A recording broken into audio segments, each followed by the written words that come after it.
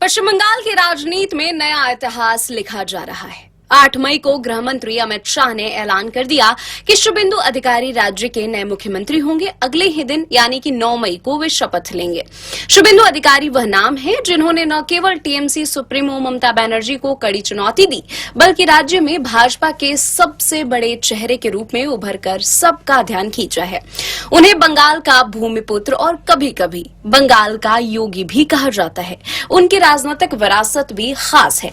उनके पिता शिशिर अधिकारी मनमोहन सिंह सरकार में केंद्रीय मंत्री रह चुके हैं और मेदिनीपुर क्षेत्र के कद्दावर नेता माने जाते हैं। उनके भाई दिव्येंदु और सौमेंदु भी सांसद रह चुके हैं। बंगाल की राजनीति में उनके परिवार का दशकों का दबदबा रहा है। 2007 के नंदीग्राम भूमि आंदोलन में शुभेंदु ने ममता बनर्जी के साथ कंधे से कंधा मिलाकर लड़ाई लड़ी।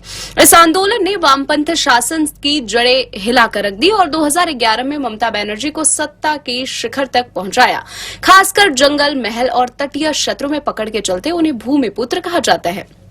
शुभेंदु अधिकारी 2009 और 2014 में तामलुक सीट से सांसद बने। 2016 से 2020 तक उन्होंने ममता बनर्जी की सरकार में परिवहन और सिंचाई मंत्री के रूप में कार्य किया। लेकिन दिसंबर 2020 में ममता और उनके भतीजे अभिषेक बनर्जी के साथ मतभेदों के चलते उन्होंने टीएमसी छोड़कर भाजपा का दामन थाम लिया।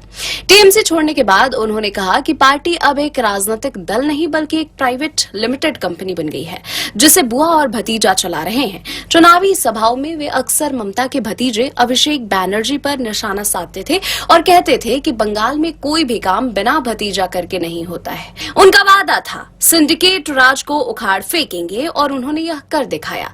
2026 के विधानसभा चुनाव में शुभेंदु ने भवानीपुर में भी ममता बनर्जी को शिकस्त दी और बंगाल में भाजपा की जीत में अहम भूमिका निभाई।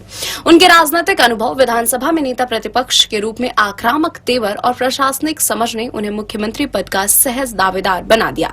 शुभेंदु अधिकारी को गृह मंत्री अमित शाह का करीबी भी माना जाता है और अब बंगाल के नए मुख्यमंत्री के रूप में वे राज्य के भविष्य की दिशा तय करने वाले हैं। तो ये थी शुभेंदु अधिकारी की कहानी। टीएमसी पार्षद से लेकर पश्चिम बंगाल के मुख्यमंत्री तक का उनका ऐतिहासिक सफर।